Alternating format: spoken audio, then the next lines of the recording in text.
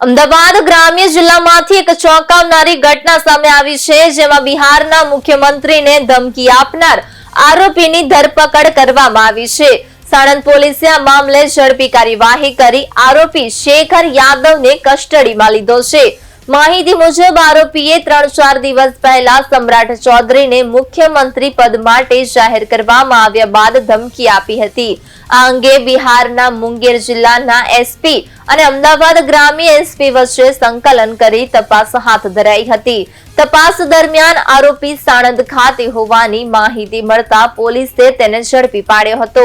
આરોપી શેખર યાદવ છેલ્લા 3-4 મહિનાથી બિહારથી આવી સાણંદ પાસે ટ્રક ડ્રાઈવર તરીકે કામ કરી રહ્યો હતો।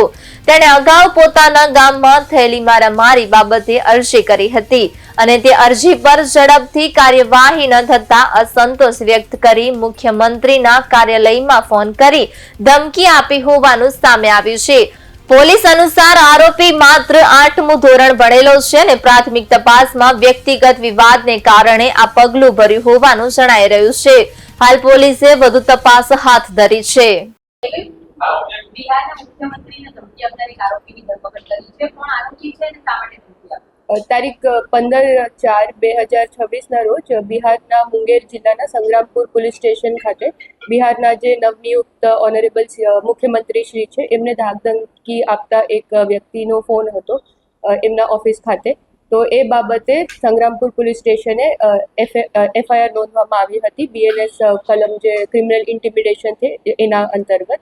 સદર બાબતે એસપી મુંગેર એ અમદાવાદ ગ્રામ્ય એસપી શ્રી ઓમપ્રકાશ જાટ સાથે સંકલન કરીને અહીંયા જે આરોપી છે અહીંયા સાણંદ ખાતે હોવાની જાણ કરી હતી। તો સદર જે મેટર હતી એમાં સાણંદની પોલીસ સ્ટેશનની ટીમ તથા જે એસએચઓ શ્રી છે બીટી ગોહિલ તથા એમની સર્વેલન્સ ટીમે વેરિયસ સોર્સિસ વાયા હ્યુમન સોર્સિસ અને ખાસ કરીને ટેકનિકલ સોર્સિસના માધ્યમથી જે આરોપી છે એમને ઝડપી પાડ્યો હતો। જે આરોપી છે એમનું નામ છે શેખર યાદવ। ઉંમર એમની 32 વર્ષ છે। હાલ એ થાર ડ્રાયપોર્ટ નિદ્રાણ ખાતે કામ કરે છે અને 3 થી 4 મહિના પહેલા બિહારથી અહીંયા સાણંદ ખાતે આવેલા હતા અને વધુ તપાસ માટે બિહાર પોલીસને સદર આરોપીને સોંપવામાં આવશે અને તપાસ ચાલુ રાખવામાં આવશે। જે પ્રાઇમા ફેસી જાણવામાં આવ્યું છે એમાં જે આરોપી છે એમને એવી કબૂલાત આપી છે કે જૂની એમની એક અરજી હતી એ સંબંધે કોલ કરવામાં આવ્યો હતો અને એમાં બોલાચાલી થઈ હતી। ઓનરેબલ સીએમ શ્રીના ઓફિસ ખાતે કોલ કરવામાં આવ્યો હતો।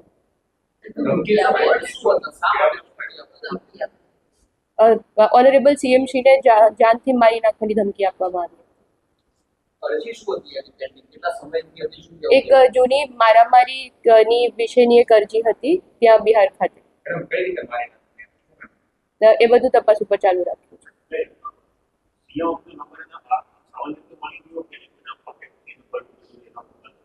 એ બી તપાસ પર ચાલુ રાખ્યું। ધાકધમકીની જાણ થઈ હતી તો એ રીતે ક્રિમિનલ ઇન્ટિમિડેશન વાયા એક એફઆઈઆર દાખલ કરવામાં એ તપાસ ઉપર ચાલુ છે। લાસ્ટ 4 મંથથી અહીંયા છે। એ કબૂલાત આપી છે અને બિહાર પોલીસને વધુ તપાસ માટે સોંપેલું છે।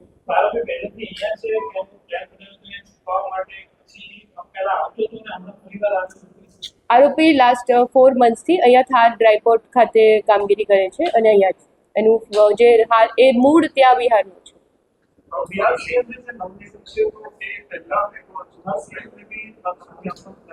એવી કોઈ હકીકત હજી જાણવામાં આવી નથી। Prima facie we don't have any information.